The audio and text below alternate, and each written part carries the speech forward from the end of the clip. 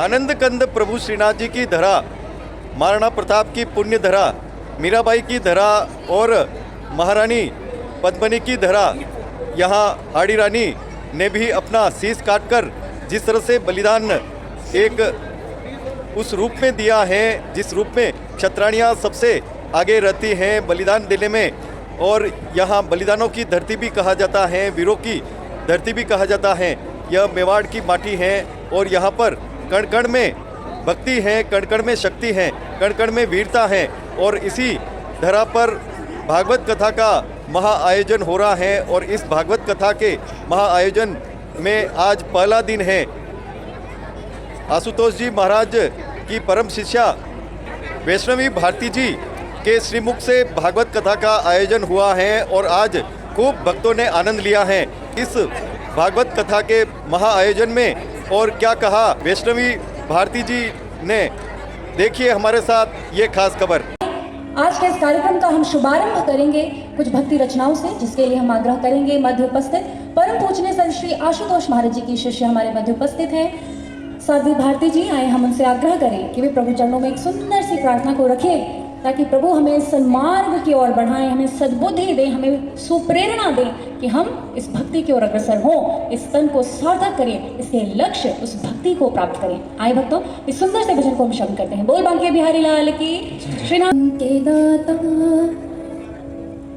सांसों के स्वामी, ये मैया की पतवार तुमको है अर्पण।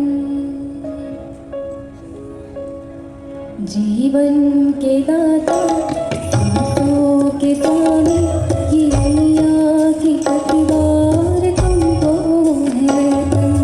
जीवन के दाता, सांसों के स्वामी, ये मैया की पतवार तुमको है अर्पण। प्राणों से प्यारे कान्हा हमारे, प्राणों से प्यारे कान्हा हमारे, तुझे तेरा सब कुछ समर्पण समर्पण। जीवन के दाता, सांसों के स्वामी, ये मैया की पतवार तुमको है अर्पण। जीवन के दाता, सांसों के स्वामी, ये मैया की पतवार तुमको है अर्पण।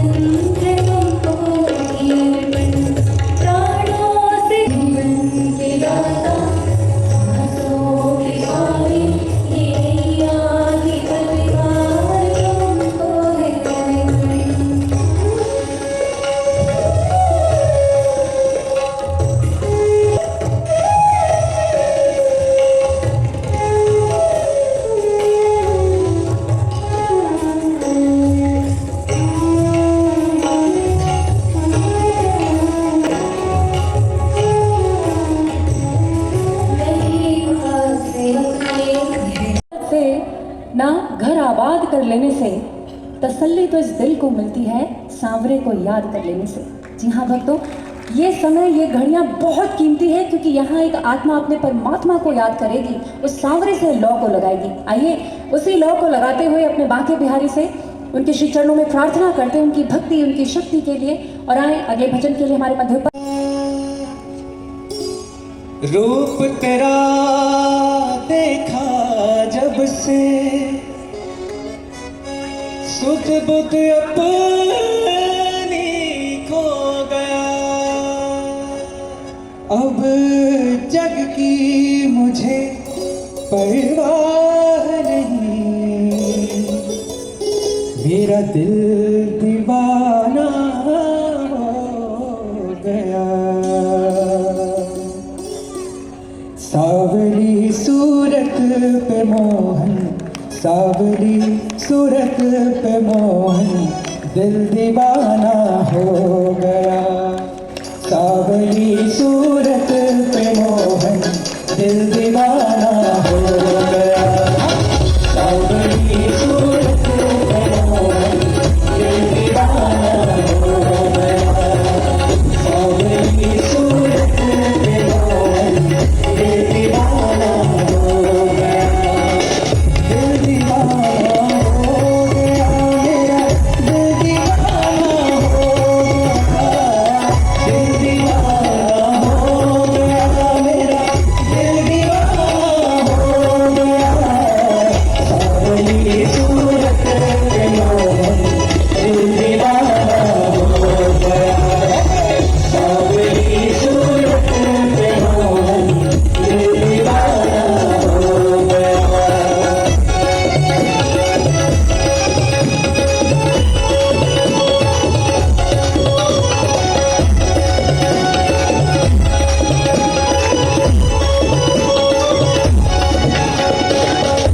बिहारी लाल की जय, श्रीनाथ भगवान की जय, एकलिंग महाराज की जय, दिव्य गुरु श्री आशुतोष महाराज की जय।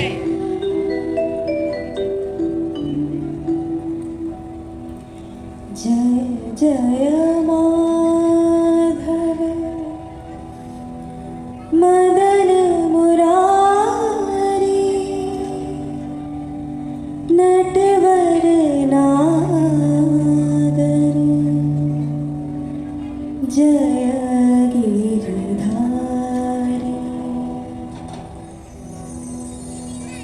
जय जय माधव मदन मुरारी नटवर नागर जय गिरधारी। जय जय माधव मदन मुरारी नटवर नागर जय गिरधारी। जय जय माधव मदन मुरारी नटवर नागर जय गिरधारी।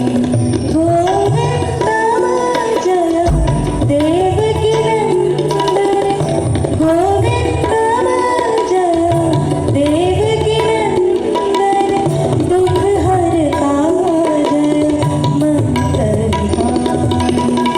जय जय माधव मदन मुरारी नटवर नागर जय गिरधारी। जय जय माधव मदन मुरारी नटवर नागर जय गिरधारी।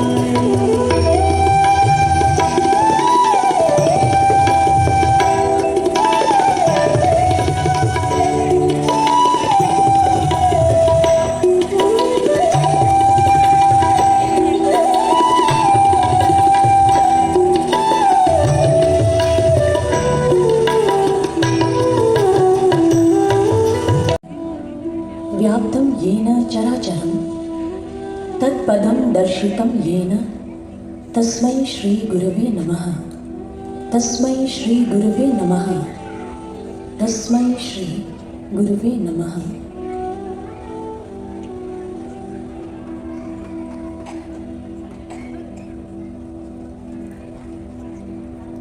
आदरणीय भागवत प्रेमियों, सर्वप्रथम दिव्य ज्योति जागृति संस्थान की ओर से श्रीमद् भागवत साप्ताहिक ज्ञान यज्ञ की इस प्रथम सभा में आस्थायिका में आप सभी का हार्दिक अभिनंदन करते हैं, सुस्वागत करते हैं। और आज की इस कथा को श्रवण करने से पूर्व या प्रारंभ करने से पूर्व आइए दिव्य चरणों में कोटि नमन अर्पित करते हैं, जिनकी कृपा से, करुणा से, दया से यह कथा इस स्थान पर संभाव्य हो पाई है।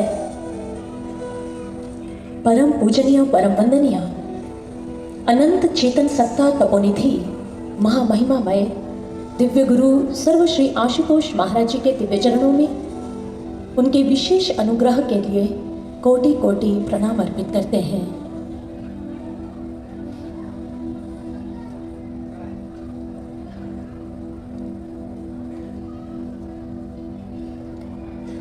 आदरणीय भगवत प्रेमियों, श्रीमद् भागवत महापुराण जो स्वयं में एक ज्ञान, विज्ञान, भक्ति, वैराग्य का समुज्वल स्वरूप है, एक अकूट भंडार है। लेकिन इस श्रीमद् भागवत महापुराण की कथा को श्रवण करने से पूर्व इस व्यासपीठ से सर्वप्रथम आप सभी को संबोधित करते हुए और इस व्यासपीठ से प्रथम बार इस कथा को कहने से पूर्व जिस नगर में, जिस क्षेत्र में हम कथा के लिए आए हैं, उदयपुर जो कि राजस्थान का एक प्रमुख शहर है, वो उदयपुर जो अपने आप में अपनी कला, संस्कृति, सभ्यता और परंपरा के लिए बहुत ही सुप्रसिद्ध है,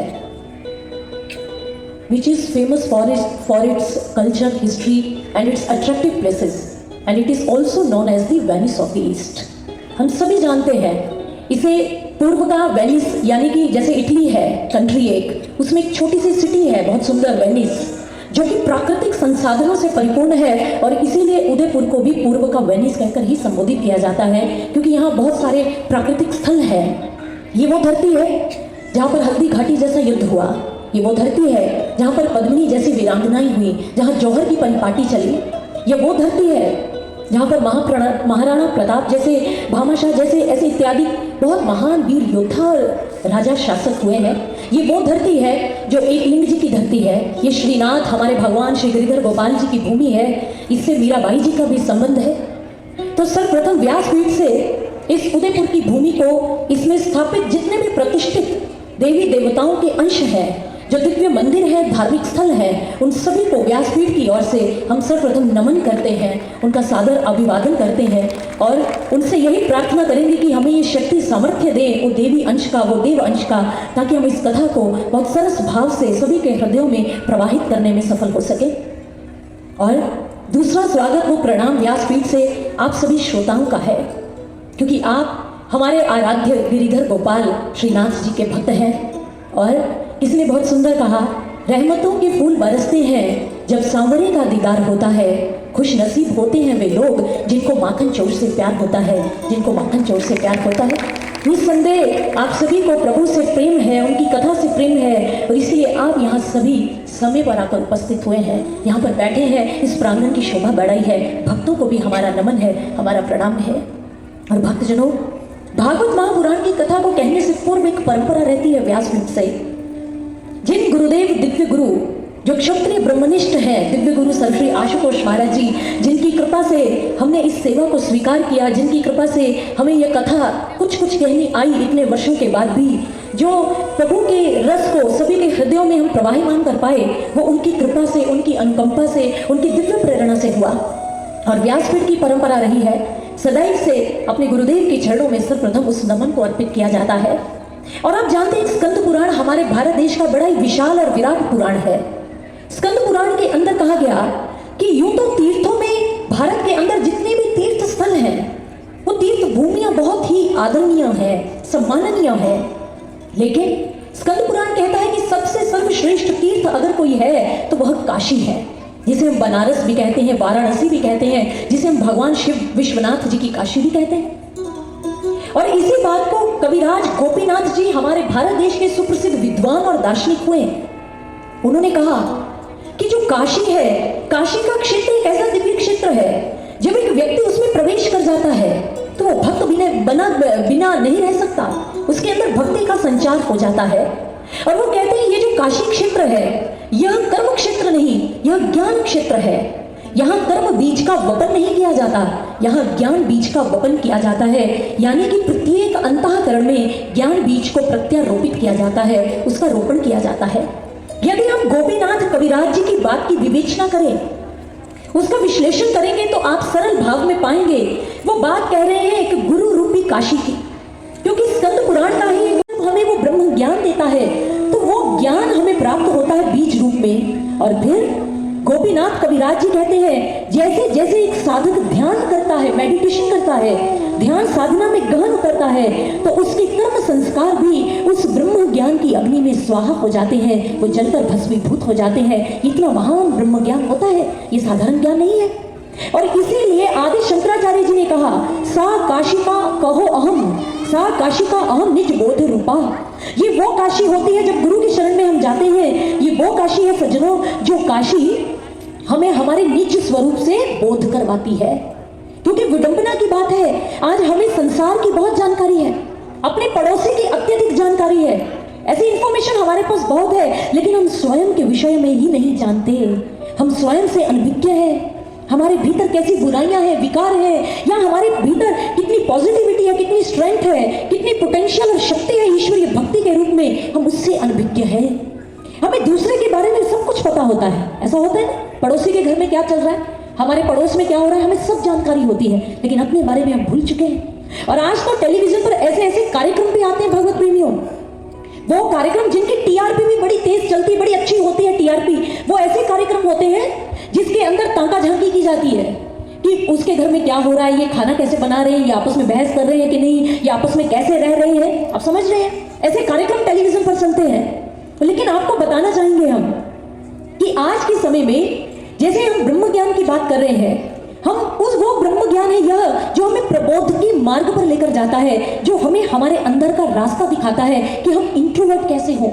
दुनिया की जानकारी तो है, लेकिन अपने भीतर की जानकारी को एकत्रित करने के लिए भीतर कैसे उतरें, ये ब्रह्म ज्ञान एक जरिया है, एक माध्यम है सज्जनों।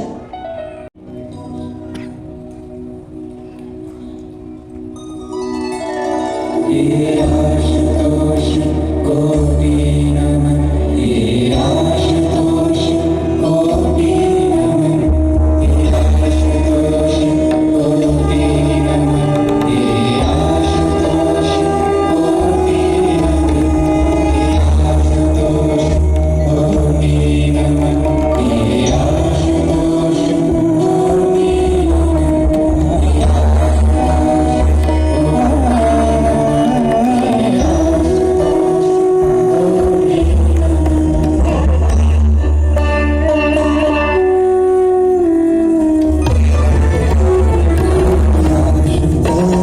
जग के आशुतोष जग के मंगलकारी है तेरो नाम, मंगलकारी है तेरो नाम। चरणन में करूं वंदना, वंदना चरणन में करूं वंदना, हे परमेश्वर तुम्हें प्रणाम, प्रणाम। ऐसा है जिसके अंदर 12 स्कंद है और 18,000 श्लोक है, जिसे महर्षि वेद व्यास जी ने लिखा है। और जब आप श्रीमद् भागवत महापुराण का अध्ययन करते हैं तो आप पाएंगे कि श्रीमद् भागवत महापुराण के भीतर आपको भगवान श्री कृष्ण जी की चर्चा मिलेगी। उनके भक्तों की गोपियां हैं, ग्वाल बाल हैं, उनके अनेकानेक भक्तों की कथा इसके अंदर है, कथानक इसके अंदर लिखे गए हैं। लेकिन इसमें लिखित रूप में राधा जी का नाम कहीं भी नहीं आता है। तो इसका अर्थ क्या हुआ?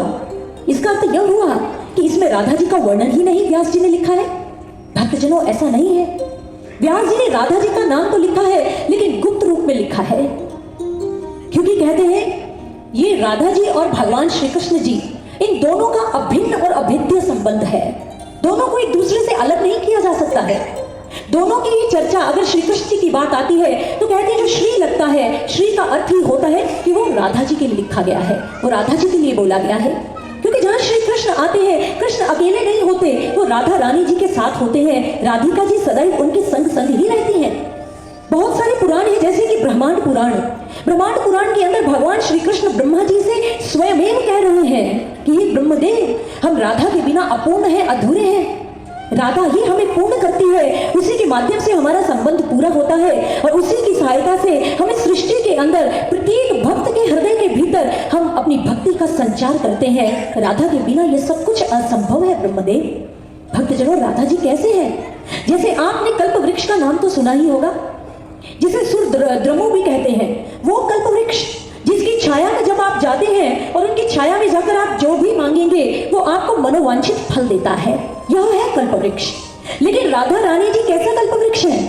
उस कल्प वृक्ष की छाया में आप जब भी जाते हैं, राधा जी की जब जब भी जीवन में शरण प्राप्त करते हैं, तब राधा जी से चाहे आप कुछ भी नहीं मांगते, लेकिन वो ऐसा कल्प वृक्ष है, वो बिना मांगे ही हमारे हृदय के अंदर भगवान श्री कृष्ण जी की भक्ति को वो नियुक्त कर देती है, उनकी भक्ति को हमारे हृदय में स्थापित कर देती है। राधा जी तो ऐसा कल्प वृक्ष है। राधा रानी जी के गुण कैसे हैं? कहते हैं प्राचीन समय के अंदर जो राजा होते थे, उस राजा के पास कितनी संपत्ति है, उस राजा के पास कितना गजधन है, बाजी धन है, कितनी उसके पास खेत है, कितनी उसके पास भूमि है, कितने अश्व है, ये सारी चर्चा उसके सेना नायक किया करते थे, उसके मंत्री किया करते थे। लेकिन राधा जी की शक्ति कैसी है? वो राधा रानी जिनकी भक्ति से भगवान श्री कृष्ण स्वयं आकर्षित हो जाते हैं। चैतन्य महाप्रभु जी कहा करते थे कि ये वो राधा है जिनको देखकर श्री कृष्ण भी आकर्षित होते हैं, जिनकी भक्ति के कारण, जिनके विशुद्ध प्रेम के कारण यूं तो भक्त भगवान श्री कृष्ण जी की ओर खींचे चले जाते हैं, लेकिन श्री कृष्ण है जो राधा जी की ओर खींचे चले जाते हैं। और चैतन्य महाप्रभु जी भी कह रहे हैं कि राधा जी के जो गुण है भक्ति के, जो उनका विशुद्ध प्रेम है, उसका वर्णन जो है वो शास्त्र या पुराण भी नहीं कर सकते हैं। सज्जनों, पुराणों में तो यहाँ तक भी कहा गया कि जिस प्रकार से समुद्र का मंथन हुआ कार्तिक अमावस्या को, तो कहते हैं उस समय माँ भगवती लक्ष्मी जी का प्रादुर्भाव हुआ उस समुद्र मंथन से, उनका प्राकट्य हुआ। वो तो समुद्र मंथन से एक लक्ष्मी जी निकलती है, लेकिन जब राधा रानी भगवान श्री कृष्ण जी की भक्ति में डूब जाती है, उनका ऐसा ध्यान उनकी भक्ति में लग जाता है, तो कहते हैं जब उनकी भक्ति में वो उस सरिता में स्नान करके बाहर निकलती है, तो उनके पट वसन से, यानी कि उनके वस्त्रों से जो एक एक प्रेम की बूंद टपकती है, तो कहते हैं उनकी एक एक बिंदु से, एक एक बूंद से लक्ष्मी जी प्रकट होती हैं। देखिए, ये राधा जी का स्वरूप है, ये राधा रानी की महानता है। और इसलिए तो कहा गया कि वृंदावन की माटी का भेद न जाने कोई, डाल डाल और पात पात पे राधा राधा होए, राधा राधा होए। वदसि आदे किंचिदपि दन्तरुचि कौमुदी प्रिये चारुशीले।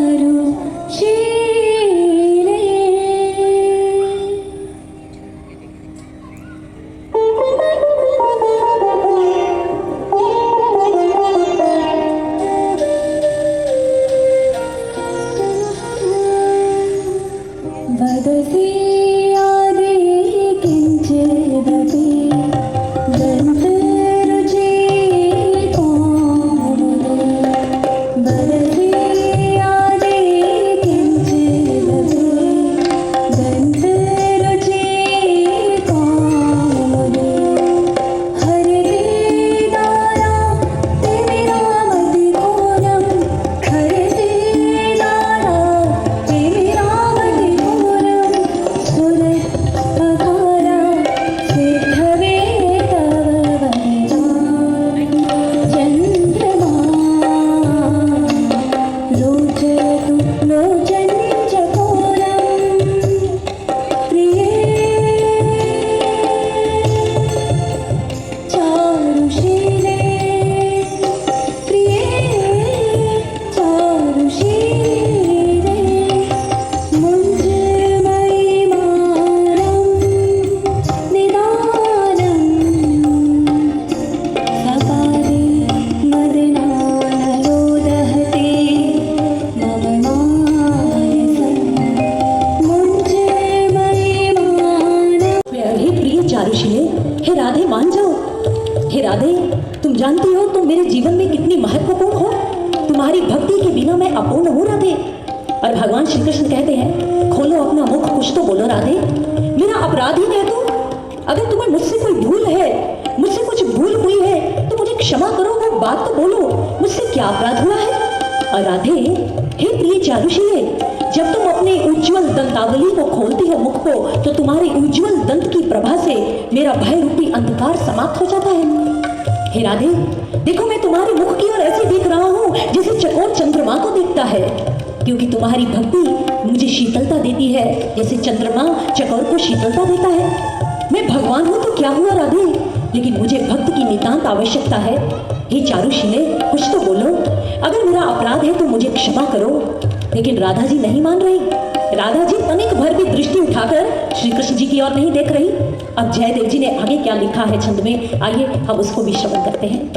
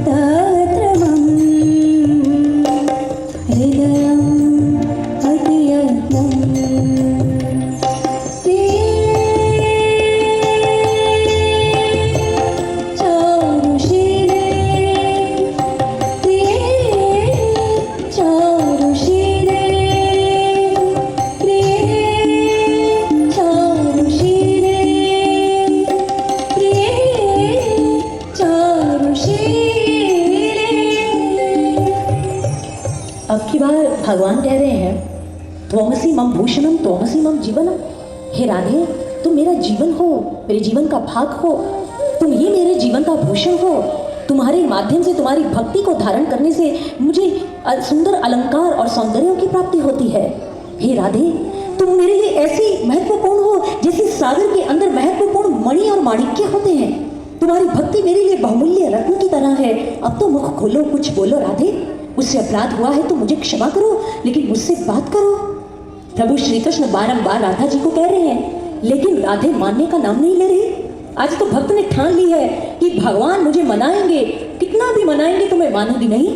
राधा जी ने मुख दूसरी ओर कर लिया और जयदेव जी इस दृश्य को ध्यान में देखते जा रहे हैं। अब की बार श्री कृष्ण जी ने कहा, ठीक है राधे, अगर तुम नहीं मानती तो मैं अंतिम प्रयास करता हूँ। जैसे श्री कृष्ण जी ने ऐसा कहा और इधर जयदेव जी का ध्यान खंडित हो गया। वो ध्यान से बाहर आ गए और मन ही मन बहुत उनको खेद हुआ कि हे प्रभु, आपने कैसे राधा जी को मनाया होगा, ये दृश्य तो मैं देख ही नहीं पाया। तो मैं अपनी रचना गीत गोविंदम में ये अंतिम भाग में क्या लिखूंगा, आपने राधा जी को कैसे मनाया। बस इसी खेद में वो अपनी रचना को हाथों में लेकर बड़े ही खिन्न मन से बैठ गए। जयदेव जी की धर्मपत्नी थी पद्मावती। पद्मावती ने भोजन बनाया और भोजन की एक थालिका को तैयार करके वो जयदेव जी के समक्ष ले आई। कहने लगी कि स्वामी भोजन कर लीजिए। जयदेव जी ने कहा, नहीं पद्मावती, अभी तक मेरे गीत गोविंदम का आखिरी छंद पूर्ण नहीं हुआ है। जब तक यह परिपूर्ण नहीं होगा मैं भोजन नहीं करूंगा पद्मा। मेरा ध्यान खंडित हो गया, मैं देख नहीं पाया भगवान ने भक्त को कैसे मना लिया। पद्मावती जी ने कहा, कोई बात नहीं, आपको भगवान कृपा करेंगे, बता देंगे, आप चिंता ना कीजिए। जयदेव जी ने कहा, ठीक है पद्मावती। वो रचना को छोड़ देते हैं लिखना और कहने लगे, मैं अभी गंगा में स्नान करके आता हूँ, फिर आकर इस रचना को पूर्ण करूंगा और फिर भोजन करूंगा। पद्मावती ने कहा, बिल्कुल ठीक है समीचीन। उसने हाँ कह दिया और जयदेव जी घर से बाहर चले गए गंगा में स्नान करने के लिए। अभी पद्मावती जी भोजन की थालिका को रखी रही थी, तभी उन्होंने देखा कि जयदेव जी तुरंत घर में शीघ्रता से वापस लौट आए। घर में उनका फिर से प्रवेश हो गया। पद्मावती इससे पहले कोई प्रश्न करती जयदेव जी से तो जयदेव जी आए और उन्होंने अपनी गीत गोविंदम रचना को उठाया और उसको उठाकर आखिरी छंद लिखने लग पड़े। जैसे लिखा तो कहने लगे, हाँ पद्मावती, ये छंद पूर्ण हो गया है, मुझे बहुत शांति की प्राप्ति हुई। लाओ लाओ भोजन लाओ पद्मावती, भोजन ग्रहण करते हैं। पद्मावती ने भोजन का थाल दिया और बड़े आश्चर्य में भी है, इतनी शीघ्रता से छंद भी पूर्ण हो गया और शीघ्रता से स्नान करके भी आ गए जयदेव जी। अब जैसे जयदेव जी ने थाल को लिया और भोजन को आरोगने लगे, भोजन को भक्षण उसका करना प्रारंभ किया और इतने में कहने लगे, पद्मावती अब बड़ी निद्रा आ रही है, मैं कहाँ पर विश्राम करूं। पद्मावती ने कहा, समीप के कक्ष में आपकी मैंने खाट लगा दी है, उस चारपाई पर जाकर विश्राम कर लीजिए। जयदेव जी कक्ष के भीतर जाते हैं और खाट पर लेट गए। जैसे लंब लेटे विश्राम किया, पद्मावती ने दृश्य देखा कि ठीक है, अब मेरे पति, अब मेरे स्वामी सो गए, तो अब मैं भी भोजन कर सकती हूँ। अब पद्मावती ने वो थाल उठाया जिसमें जयदेव जी ने भोजन किया था। पद्मावती भोजन करने लगी। जैसे भोजन का पहला कौर अपने मुख में रखा ही था, तभी जयदेव जी तुरंत घर के अंदर आते हैं। कहने लगे, वाह पद्मावती वाह, इतने वर्षों का नियम तुमने तोड़ दिया। अरे मेरे भोजन करने के उपरांत तुम भोजन करती थी पद्मावती, और आज पद्मा तुमने मुझसे पूर्व ही भोजन कर लिया। ये क्या किया तुमने? पद्मावती ने कहा, नहीं नहीं स्वामी, अभी तो आपने भोजन किया और आप विश्राम करने भी चले गए। जयदेव जी कहते, मैंने कहा था ना स्नान करके आऊंगा और उसके बाद रचना पूर्ण करूंगा, फिर भोजन करूंगा। अरे मुझे तो समझ ही नहीं लग रही प्रभु ने राधा जी को कैसे मनाया होगा। पद्मावती ने कहा, अरे अरे अभी तो आपने अपने अंतिम छंद को लिखा है, आपने गीत गोविंदम को परिपूर्ण किया है। जयदेव जी भाग कर गए और उस रचना को अपने हाथों में जैसे ही उठाया और उसके पृष्ठ पलट कर देखे तो उनको क्या दिखाई दिया, उनको दृष्टिगत हुआ कि अंतिम छंद भी पूर्ण हो गया है। और उसमें जानते हैं क्या लिखा गया था? उसमें ये लिखा था कि भगवान श्री कृष्ण जी ने राधा जी से कहा, हे प्रिय चारुशीले राधे, मान जाओ, अगर तुम नहीं मान रही हो तो ठीक है, मेरे पास यही एक अंतिम उपाय है तुम्हें मनाने के लिए। अब भगवान श्री कृष्ण राधा जी के चरणों में बैठ गए। अब जैसे ही बैठे उन्होंने कहा, ठीक है राधे, अपने दोनों चरण उठाओ, अपने पांव उठाकर इनको मेरे शीश पर रख दो राधे, मेरे शीश पर रख दो, मैं तुम्हारे सामने अपनी पराजय को स्वीकार करता हूँ। लो, मैं पराभूत हो गया राधे, मैं हार गया तुम्हारे प्रेम के आगे। राधा जी ने जैसे ही देखा कि मेरे आराध्य मेरे भगवान कह रहे हैं कि अपने पांव मेरे सिर पर रख दो, राधा जी झटपट से खाट को छोड़कर खड़ी हो गई। राधा जी ने कहा, नहीं नहीं ब्रजमोहन, नहीं, मैं ये पाप नहीं कर सकती हूँ, आपके चरण मेरे शीश पर शोभायमान होंगे, मैं अपने पांव आपके शीश पर नहीं रख सकती हूँ मोहन, नहीं, मैं ऐसा पाप नहीं कर सकती। लो, मैं मान गई, हाँ मैं आपसे रूठी थी क्योंकि बहुत दिनों से आपसे बात ना हुई, आपका लीला विहार ना देख पाई, आपका दर्शन ना कर पाई, इसलिए मैं रूठ गई, मनुहार कर बैठी। लो मोहन, मैं मान गई, भक्त तुम्हारे आगे हार गई। बस ये छंद पूर्ण हो गया था। जयदेव जी ने जब इस छंद को पढ़ा उनकी आंखों में अश्रुधारा प्रवाहित होने लगी। जयदेव जी ने जब वो रोने लगे, पद्मावती जी ने कहा, आपके नेत्र सजल क्यों हो गए नाथ, क्या कारण है कि आंखों में आंसू आ गए? जयदेव जी ने कहा, जानती हो पद्मा, कौन आया था, किसने इस रचना को पूर्ण किया और किसने इस भोजन को ग्रहण किया है? पद्मा, वो मैं नहीं था, वो मेरे आराध्य श्री कृष्ण आए थे पद्मा, जो मेरा रूप धारण करके आ गए और मेरा रूप बनाकर आकर इस रचना को पूर्ण करके चले गए। वो मेरे ब्रजमोहन थे, वो मेरे प्रेम बिहारी, मेरे कृष्ण मुरारी थे। हो गई। जयदेव जी ने कहा, लाओ पद्मा, लाओ भोजन लाओ, ये भोजन नहीं है, यह तो प्रसाद बन गया है, क्योंकि भगवान ने स्वयं इससे भोग लगाया और तुम धन्य हो गई पद्मावती, तुम्हारे हाथों का भोजन भगवान ने स्वयं आरोग लिया, स्वयं उसको स्वीकार किया। और पद्मावती, जयदेव जी उस थालिका में जो भोजन रूपी प्रसाद था उसको ग्रहण करके धन्य हो गए। और इस तरह से भगवान श्री कृष्ण जी ने राधा जी को भी मना लिया और श्री कृष्ण जी ने बता दिया कि श्री कृष्ण राधा के बिना पूर्ण है, वो दोनों अभिन्न है, अभेद्य है, दोनों का संबंध अटूट है। जिस प्रकार से एक कुम्हार मिट्टी के बिना पात्र या बर्तन नहीं बना सकता, स्वर्णकार स्वर्ण के अभाव में आभरण यानी कि जेवर या गहने नहीं बना सकता, ठीक है उसी प्रकार से श्री कृष्ण राधा जी के बिना इस सृष्टि में भक्ति का और प्रेम का संचार नहीं कर सकते हैं। राधा के बिना ये सब उनके लिए भी असंभव होता है भगवत प्रेमियों। इसलिए भागवत महापुराण जब लिखा जाना था, भगवान श्री कृष्ण जी ने राधा जी से पूछा था, राधे तुम्हारी इस महापुराण में क्या भूमिका होगी, बता दो पहले से, हम वही भूमिका लिखवा देंगे। तो राधा जी ने कहा था, नहीं गिरिधर गोपाल, जहां आप जाएंगे राधा प्रेम की धारा बनकर वहां पर पीछे पीछे प्रवाहित होती रहेगी, मुझे कोई भूमिका नहीं चाहिए, मुझे तो आपके चरणों में बस स्थान चाहिए प्रभु, आपके चरणों में स्थान चाहिए। और कहते हैं हमने पूर्व व्यवृद्ध सज्जनों और संतों के मुख से सुना है कि राधा शब्द जो था, राधा जी प्रेम का महाभाव है सज्जनों, एक होता है भाव, एक होता है महाभाव, वो महाभाव है, वो भक्ति का महाभाव है। इसलिए सुखदेव मुनि महाराज जी ने राधा जी का नाम एक बार भी मुख से नहीं लिया, इसलिए नहीं लिया क्योंकि अगर वो राधा भी बोल देते तो वो महाभाव की समाधि में उतर जाते, अगर उनका ध्यान इतना प्रखर हो जाता, गहरा लग जाता, तो सोचिए तो राजा परीक्षित को कथा कौन सुनाता? वो राजा परीक्षित जिनके पास तो मात्र 7 दिवस शेष हैं उनके जीवन के लिए, तक्षक आने वाला है 7वें दिन और उनको मृत्यु का ग्रास बनाने वाला है, लेकिन उनके पास 7 दिवस हैं, इसलिए सुखदेव मुनि महाराज इस महाभाव में नहीं उतर पाए, वो राधा नहीं कहते। व्यास जी ने राधा शब्द को प्रत्यक्ष रूप में क्यों नहीं लिखा? इसका यही कारण है, कहते व्यास जी ने राधा कहा था लेकिन वो समाधि में उतर गए, क्योंकि ये भागवत महापुराण ऐसा पुराण है सज्जनों जो समाधि के अंदर बैठकर लिखा गया महापुराण है, ये साधारण महापुराण नहीं है। इसलिए श्री कृष्ण अगर वंशी है तो राधा जी उनका स्वर है, श्री कृष्ण सागर है तो राधा उनकी लहर है, श्री कृष्ण आकाश है तो राधा उनके लिए धराधाम इस धरती का स्वरूप है, दोनों का अभिन्न स्वरूप है। और जहां जहां भी भागवत महापुराण में श्री कृष्णाय वयं नुमः आएगा तो समझ लीजिए वो श्री राधा रानी जी के लिए व्यास जी लिख दिया ढके छुपे शब्दों के अंदर। और इसीलिए भक्तजनों, इस 7 दिवसों में कथा को श्रवण करते हुए, किसी भक्त की कथा को श्रवण करते हुए अगर आपके हृदय के अंदर विवलता आए, विवल प्रणवता उभर जाए, आपके अंदर प्रभु को मिलने की उत्कट जिज्ञासा उत्पन्न हो जाए, नेत्र के अंदर अश्रु धारा प्रवाहित होने लगे, तो समझ लीजिए वो अश्रु नहीं, वो रस है, वो राधा भाव है, वो राधा रूपी महाभाव हमारे भीतर प्रकट होने लग गया है। ये राधा जी ऐसी है सज्जनों। तो आइए, राधा बिना है श्याम अधूरा, श्याम राधा के बिना अधूरे हैं और राधा जी उनके बिना अधूरी है। तो आइए इस भजन को हम भी श्रवण करते हैं और उससे पहले एक जयघोष लगाएंगे। बोलिए वृंदावन बिहारी लाल की राधे राधे राधे राधे है श्याम अधूरा,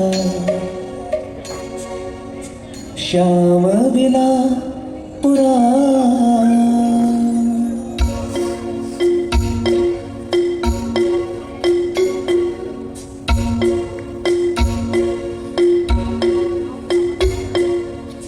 राधा बिना है श्याम अधूरा, श्याम बिना पुराना। अधूरी कहानी देश की, अधूरी कहानी देश की, जो राधा कला राधे श्याम जपो, राधे श्याम जपो, राधे श्याम जपो, राधे श्याम जपो, राधे श्याम जपो, राधे श्याम जपो, राधे राम जपो, राधे श्याम जपो।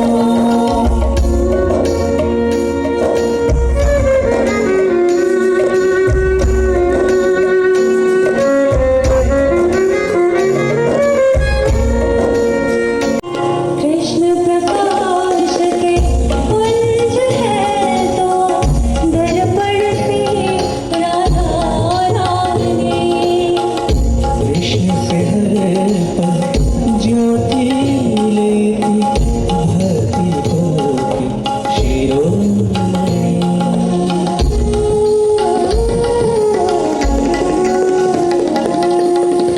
कृष्ण प्रकाश के पुंज है तो दर्पण से राधा रानी, कृष्ण से हर पल ज्योति लेती, भक्ति होती शिरोमणि।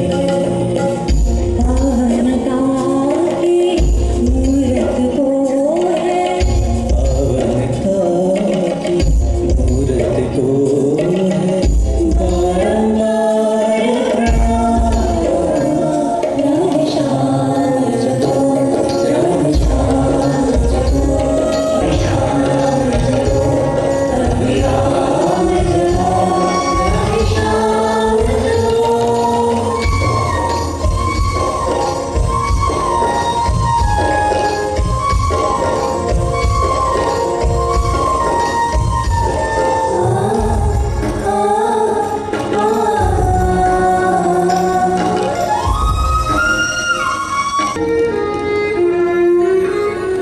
राधा बिना कृष्ण है राधा, कृष्ण बिना राधा रानी।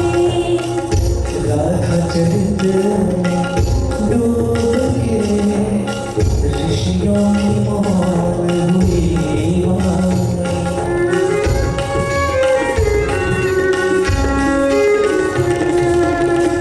राधा बिना कृष्ण है राधा, कृष्ण बिना राधा रानी।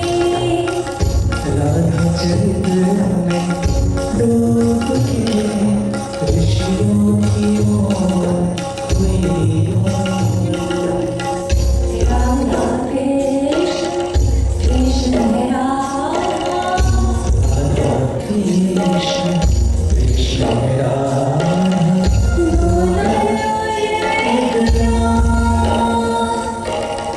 राधा बिना है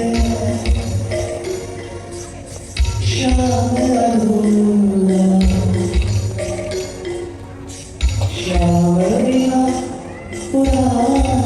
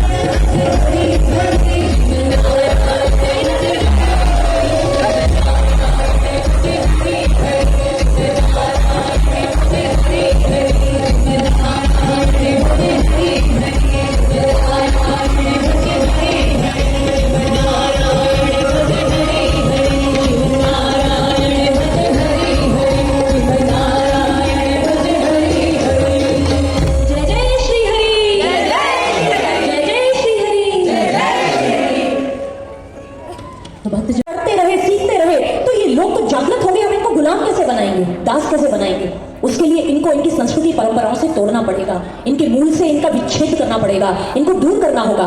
और उन्होंने भ्रामक प्रचार किया कि महाभारत को घर पे मत रखना, और महाभारत के अंदर उन्होंने प्रक्षिप्तीकरण करवाया, इंटरपोलेशन जिसे हम कहते हैं, उसको प्रक्षेप किया गया हमारे महाकाव्य को, बहुत सारे ग्रंथों को भी किया गया। लेकिन अभी बात हम महाभारत जैसे महाकाव्य की कर रहे हैं, उसको भी प्रक्षिप्त किया गया, उसको प्रक्षिप्तीकरण की ओर लेकर गए, मिलावट की गई, अपने मनगढ़ंत श्लोक डाले गए ताकि लोग इन चीजों को घरों में ना रखें कि घर में झगड़ा हो जाएगा, ताकि उसकी सच्चाई से वो हम अवगत ना हो पाए, सत्यता से परिचित ना हो पाए, हमारा जीवन अच्छा ना चले। वो चाहते थे ऐसा, और इसका प्रमाण आप चाहेंगे, इसका प्रमाण है महर्षि वेदव्यास जी ने महाभारत को लिखा, उसमें लिखा कि इदं शत सहस्रम ही श्लोकानाम पुण्य कर्मणा नाम, मैंने इसमें 1 लाख श्लोक लिखे हैं। 1 लाख श्लोकों वाला ये महाभारत है, जिसे पहले जय संहिता भी कहते थे, भारत भी इसी का नाम था, और इसे फिर बाद में महाभारत कहा गया। एक ही बात है। और आपको बताना चाहते हैं, पुणे के अंदर भंडारकर ओरिएंटल एक इंस्टीट्यूट है, जो दक्षिण एशिया का सांस्कृतिक धरोहर को संजोकर रखने वाला बड़ा प्रख्यात संस्थान माना जाता है। इस संस्थान ने महाभारत का एक क्रिटिकल एडिशन जारी किया। इस संस्थान को किसने बनाया? रामकृष्ण भंडारकर जी ने, जो पुणे के महाविद्वान हुए, और उन्होंने बहुत सारे विद्वानों को लिया, और उन विद्वानों ने महाभारत पर रिसर्च करना प्रारंभ किया, और उन्होंने ऐसे शोध किया। शोध करने के बाद 5 दशक का समय लगा, और 1259 उन्होंने महाभारत की जो पांडुलिपियां हैं ताड़पत्रों पर लिखी गई और ऐसी, उन पांडुलिपियों का अध्ययन किया। उसका अध्ययन करने के बाद एक महाभारत का क्रिटिकल एडिशन बनाया, और 1967 में 1966 के अंदर जो उस समय के राष्ट्रपति थे डॉक्टर सर्वपल्ली राधाकृष्णन जी, उनके हाथों इस एडिशन को जारी भी करवाया गया। इसे लोक में बहुत मान्यता मिली है। और कहते हैं, आपने बचपन में, हम सभी ने महाभारत सीरियल देखा, आता था ना दूरदर्शन पे, महाभारत रामायण भी आता था, सभी ने देखा है। किस किस ने देखा, हाथ ऊपर करके बताइए। सबने देखा है ना। B.R. चोपड़ा जी ने उसे बनाया। B.R. चोपड़ा जी ने उसकी विषय सामग्री कहां से ली आपको पता है? इसी क्रिटिकल एडिशन से ली, जो भंडारकर ओरिएंटल इंस्टीट्यूट में तैयार किया गया था, इसी से ली, क्योंकि वो सत्य बात कह रहे थे, और उन्होंने निचोड़ के सब ताड़पत्रों का निचोड़ प्रस्तुत किया था इस महाभारत का। और वो भी कहते हैं कि महाभारत 1 लाख श्लोकों वाला ही था, लेकिन आज महाभारत के अंदर 1 लाख से अधिक श्लोक पाए जाते हैं, क्योंकि वो अंग्रेजों की कुत्सित चाल थी, उनका षड्यंत्र था सचना। दूसरा प्रमाण, आज के समय में हमारी भारत की सरकार ने, जो इतिहास के छात्र हैं, जो हिस्ट्री पढ़ना चाहते हैं, उन हिस्ट्री के स्टूडेंट्स के लिए उन्होंने बहुत सारी किताबें जारी की हैं। उसमें एक बुक है, कॉर्प्स इंस्क्रिप्शनम इंडिकोरम, उसका वॉल्यूम 3, 3rd वॉल्यूम उसका। उस किताब के अंदर एक गुप्त वंश का राजा कहता है कि हाँ, महाभारत 1 लाख श्लोकों वाला महाभारत था। उसके अंदर भी ये प्रमाण मिलता है, जो आज भारत सरकार ने किताब जारी की है। ये अधिक श्लोक कहां से आए? प्रक्षिप्तीकरण हुआ, इंटरपोलेशन की गई, मिलावट की गई। और मिलावट की, इसके बारे में तो हजारों सालों पहले हमारे गरुड़ पुराण के ऋषियों ने लिख दिया था सज्जनों। गरुड़ पुराण के अंदर, गरुड़ पुराण में इसका प्रमाण मिलता है। उन्होंने लिखा, दैत्याः सर्वे विप्रकुलेषु भूत्वा कृतयुगे भारते षट्सहस्रयाम निवेशनम कांश्चन निष्कास्य कांश्चन नव निर्मिता नाम निवेशनम तत्कुर्वन्ति। वो कहते हैं कि आने वाले समय में, कलयुग में, विशेषकर कलयुग में ऐसे ऐसे लोग आएंगे जो आसुरी प्रवृत्ति वाले होंगे, जो धन के लोभ में आसक्त होंगे, और उस मद में चूर होने के कारण वो अंग्रेजों के हाथों बिक जाएंगे, और उनको संस्कृत भाषा आती होगी, और इस कारण से वो धन के लालच में मनगढ़ंत बातें हमारे शास्त्रों के अंदर लिख देंगे, उसके अंदर मिलावट कर देंगे, प्रक्षिप्तीकरण कर देंगे। देखिए, ये हमारे गरुड़ पुराण के ऋषि भी प्रमाण देते हैं, आज भी ये प्रमाण है। और अंग्रेजों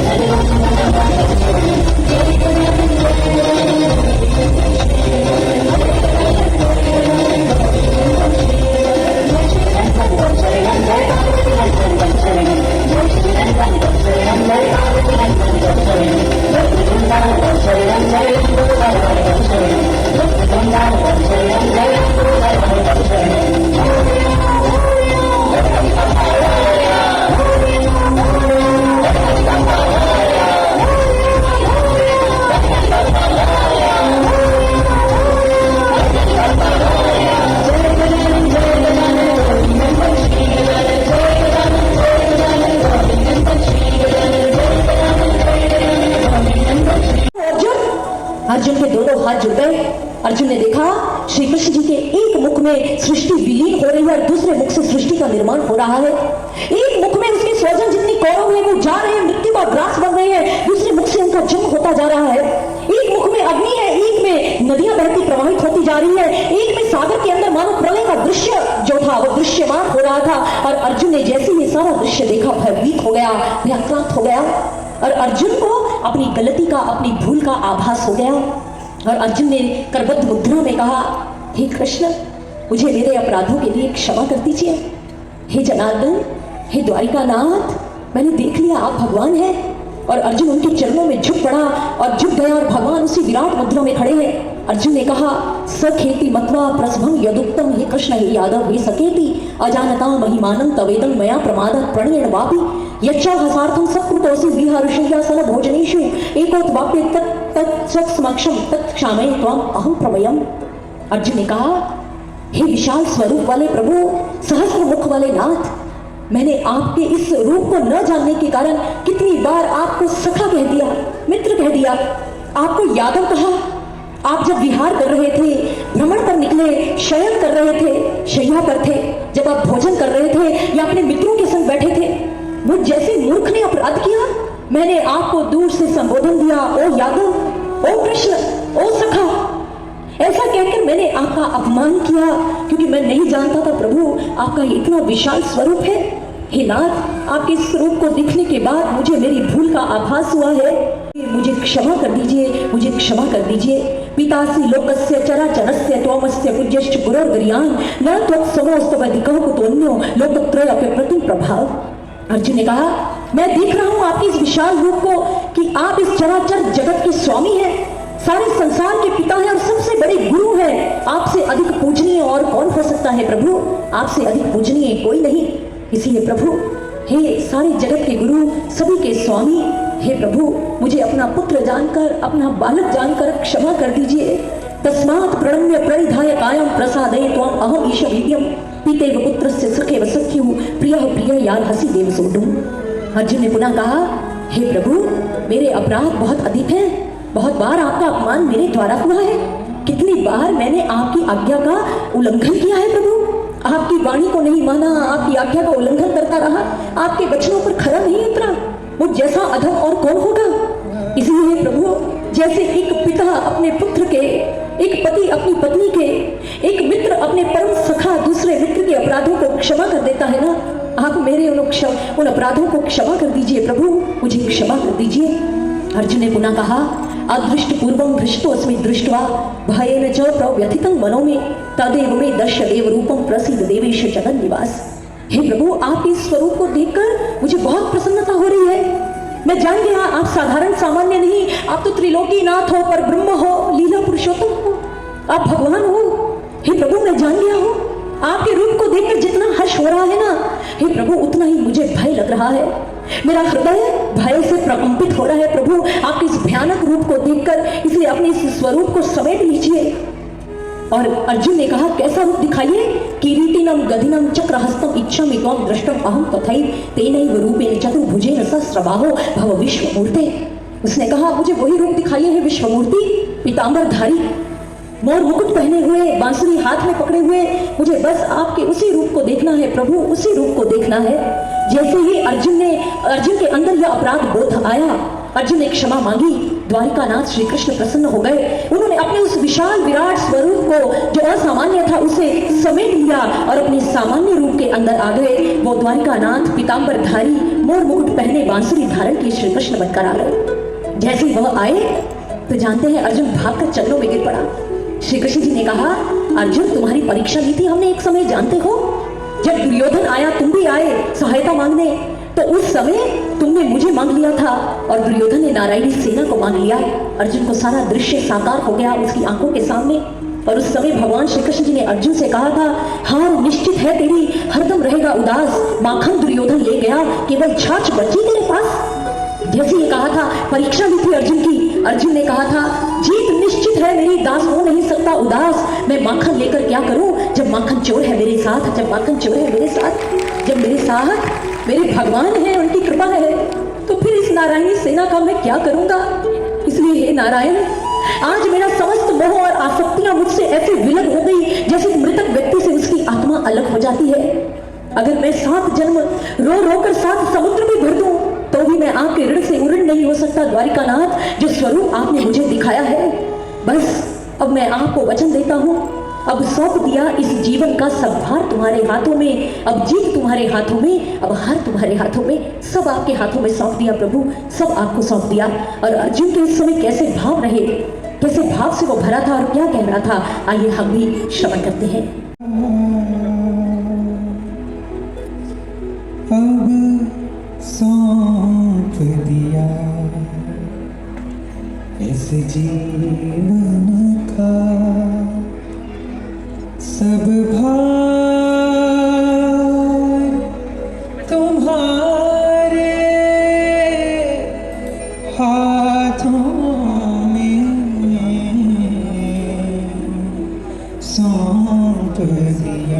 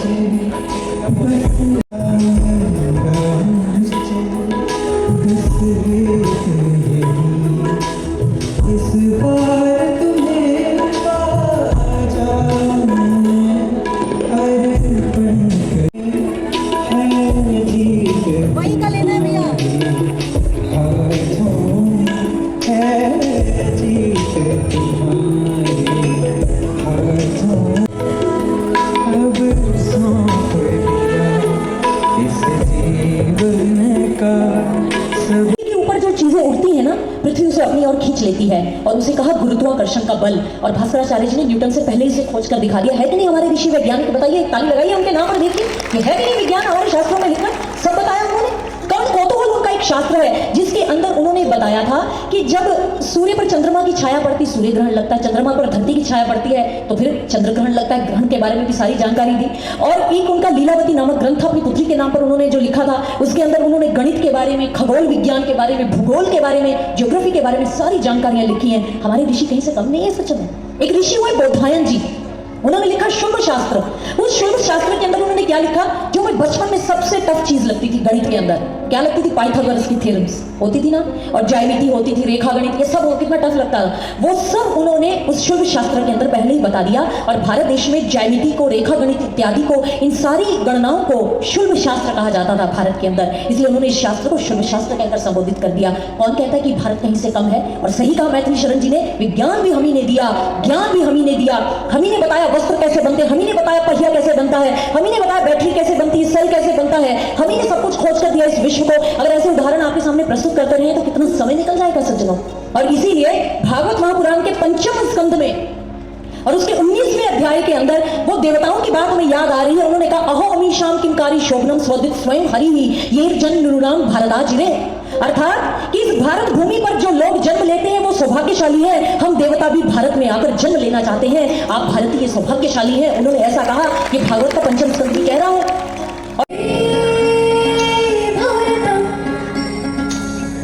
वंदे भारतम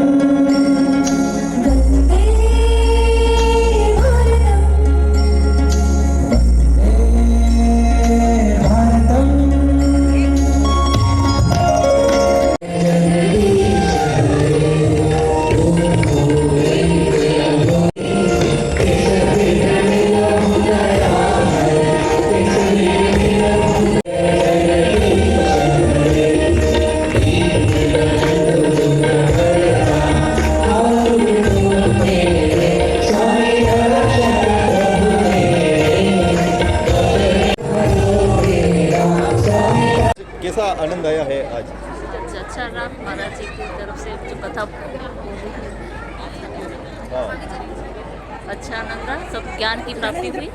दीदी ने बहुत ज्ञान की बातें बताई हमको, साथ साथ में विज्ञान की भी बातें बताई और सदमार्ग पे जुड़ने की बात कही।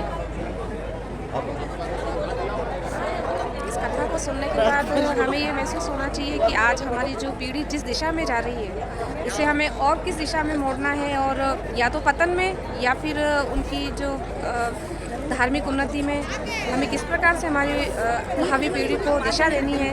और हमें आज वैदिक संस्कृति ज्ञान की अति आवश्यकता है, नहीं तो घोर कलयुग से भी घोर कलयुग। आनंद आया है आज? आज की जो कथा है उसमें बहुत ही आनंद आया है।